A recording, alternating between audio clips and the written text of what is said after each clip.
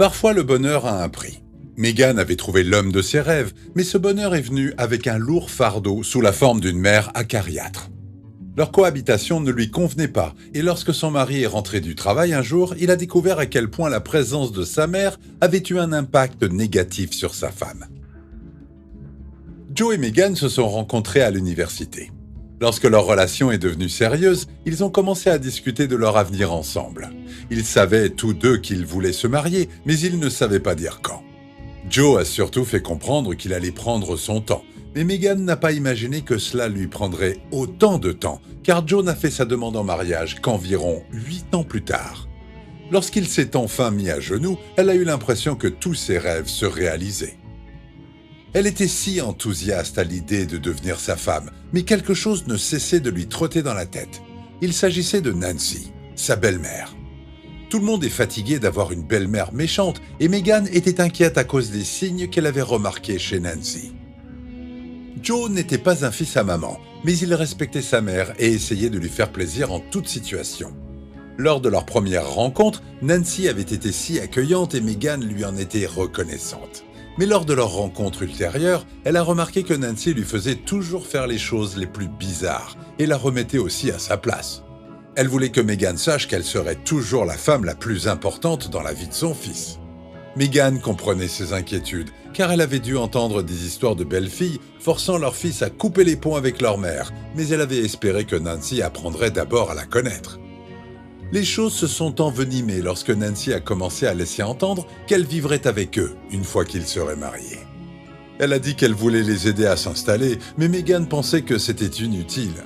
Joe était enthousiaste à cette idée, mais lorsque Meghan lui a fait part de ses inquiétudes à ce sujet, il lui a assuré qu'il allait dissuader sa mère. Puis, le jour de leur mariage, elle a appris que Nancy allait emménager avec eux. Pendant toute la cérémonie de mariage, elle a pensé à ce que ce serait d'avoir Nancy vivante avec eux, et elle a essayé de ne pas imaginer le pire. Elle était loin de se douter de ce qui l'attendait. Après la cérémonie, Nancy a emménagé 1 mois plus tard, et Meghan avait déjà cru que cela signifiait qu'elle avait changé d'avis. Mais Nancy leur donnait seulement leur intimité de jeunes mariés. Quand elle a aménagé, tout a changé. Meghan avait déjà une routine avant que sa belle-mère ne commence à vivre avec eux. Elle travaillait à distance, donc elle avait établi un emploi du temps qui l'aidait à faire les tâches ménagères et son travail, et même à dormir un peu. Mais lorsque Nancy est arrivée, Meghan a commencé à effectuer les travaux ménagers toute la journée. Nancy l'a réveillée dès 5 heures du matin pour préparer le petit déjeuner, car selon elle, c'était la chose à faire pour une épouse. Meghan nettoyait ensuite chaque pièce et faisait la lessive.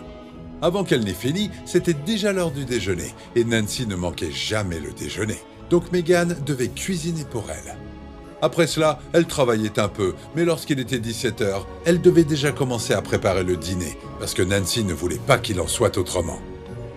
Certains jours, Meghan essayait de ne faire que de petites tâches et de se reposer, mais sa belle-mère frappait à la porte jusqu'à ce qu'elle se réveille.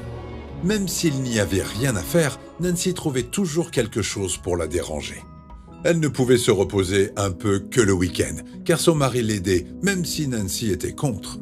Joe savait que sa mère obligeait sa femme à se lever très tôt pour lui préparer le petit déjeuner, mais quand il se plaignait, sa mère lui assurait que c'était la bonne chose à faire.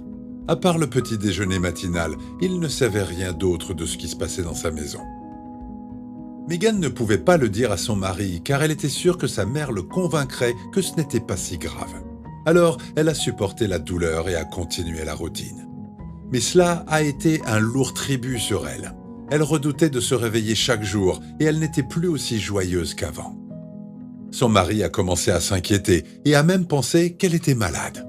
Il lui a donc demandé de consulter un médecin, mais elle a insisté qu'elle allait bien. Nancy ne se souciait pas du fait que sa belle-fille devenait maigre à cause de tout ce stress.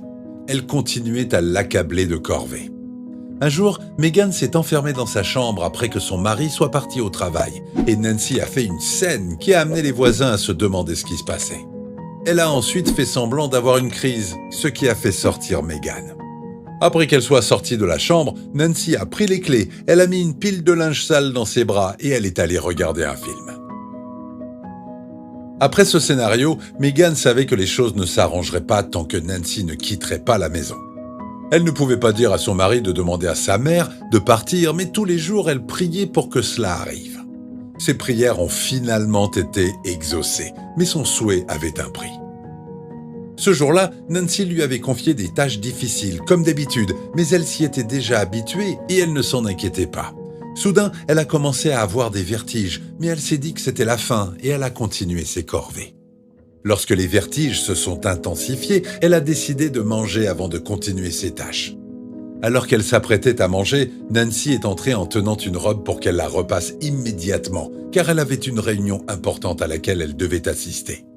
Sachant que sa belle-mère ne lui permettrait pas de prendre une bouchée de plus, elle a récupéré sa robe et elle est allée la repasser. Soudain, elle a ressenti une douleur aiguë et l'instant d'après, elle s'est retrouvée dans un lit d'hôpital avec son mari assis à ses côtés, l'air inquiet. Elle a demandé à ce dernier comment elle était arrivée à l'hôpital. Son mari lui a alors raconté tout ce qui s'était passé après qu'elle se soit effondrée. Il a dit qu'il avait quitté le travail très tôt parce qu'il voulait lui faire une surprise. Il s'inquiétait pour elle et il voulait l'emmener manger un bon repas. Arrivé à la maison, sa mère était au salon et il a demandé à voir sa femme. Elle lui a répondu qu'elle était probablement dans leur chambre.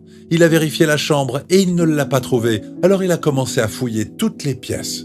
Quand il a ouvert la porte de la buanderie, ce qu'il a vu l'a fait trembler. Megan était allongée sur le sol, inconsciente. Elle s'agrippait à une robe et un fer à repasser branché était quelques centimètres de son estomac. Son visage était pâle et quand il a vérifié son pouls, elle en avait à peine un. Il a crié le nom de sa mère et ils ont appelé une ambulance. Lorsque les ambulanciers sont arrivés, sa mère a insisté pour monter dans l'ambulance avec Megan et elle n'a cessé de dire qu'elle était désolée. Lorsqu'il a demandé pourquoi elle s'excusait, il n'a pas obtenu de réponse, mais il a compris qu'elle avait quelque chose à voir avec l'état de sa femme.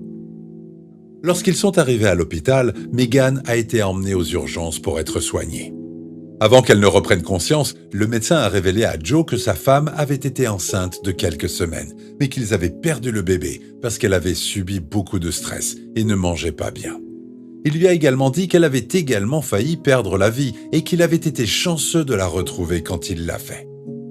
Après avoir entendu ce que le médecin a dit, Joe a confronté sa mère et lui a demandé pourquoi sa femme repassait sa robe. Nancy s'est mise sur la défensive et a dit qu'elle lui avait appris à être une bonne épouse et qu'elle ne voulait pas la blesser. Mais Joe ne voulait rien entendre et il a dit à sa mère de prendre ses affaires chez lui et de partir avant son retour de l'hôpital. Nancy a commencé à protester, mais il a mentionné qu'ils avaient perdu leur bébé à cause de ses enseignements et elle a cessé de s'opposer à la décision. Lorsque Megan a appris qu'ils avaient perdu leur bébé, elle a eu le cœur brisé. Mais elle était tellement heureuse de découvrir que Nancy ne serait pas à la maison à son retour. Son mari s'est excusé de ne pas avoir vu les signes plus tôt et il lui a fait promettre de tout lui raconter. 1 an après qu'elle soit sortie de l'hôpital, ils ont eu un petit garçon en bonne santé nommé Harry. Nancy n'a pas proposé son aide pour s'occuper du bébé, comme elle l'avait fait pour les frères et sœurs de Joe, et cela n'a pas dérangé Megan. Et qui pourrait la blâmer? Que pensez-vous de l'histoire de Megan? Seriez-vous resté ou auriez-vous quitté votre domicile conjugal si votre belle-mère vous avait traité comme Nancy a traité sa belle-fille? Dites-le nous dans les commentaires. Merci d'avoir regardé les amis et à bientôt pour une toute nouvelle vidéo.